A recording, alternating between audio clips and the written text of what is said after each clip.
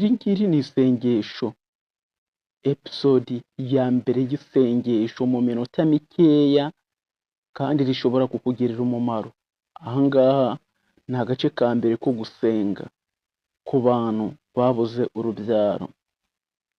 Data wa twese uri mu ijuru, ndihereye mu cyumba cyanjye kuko aho navugiye ku mugaragaro nta muntu wigeze ansubiza ibyo navuze, ni wowe noneho nsigaje kwiringira.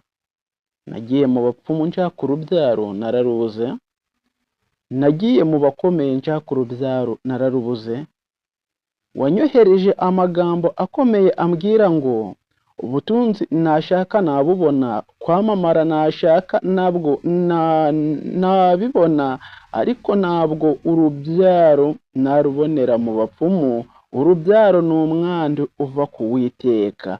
Ibyo ngibyo narabyumvishe, ariko Mana ndarambiwe kuko ngenda apfa, ndi mu isi y'ibyaha, ndi mu isi yubitswe n'ibyaha.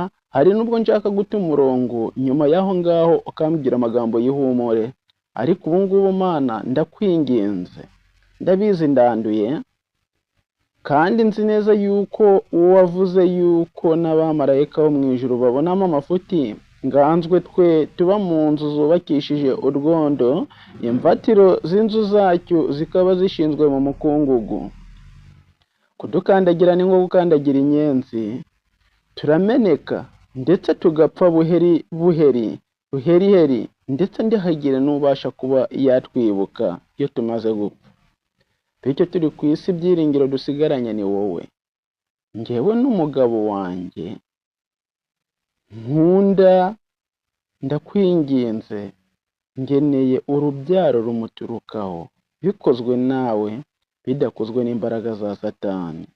Ndakwinginze nguraho igisuzuguriro nguko wagikuye kuri Hana. Ndakwinginze wituma umugabo wanjye abyara ku muja nguko Aburahamu yabyaye Shimayeli ku muja. Ndakwinginze ntabwo ngeneye urwango hagati y'abana banjye ndetse n'abamukeba.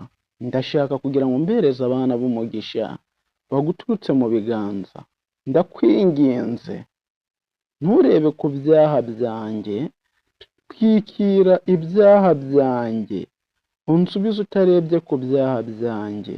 Uramutse urebye ku byaha byanjye, ndabizi napfa ngazuka ndari nabona igisubizo cyawe, napfa ngazuka ndari nabona kugira neza kwawe. Ariko nzi neza yuko ndi mubi, kandi iyo umubyeyi abona umwana ari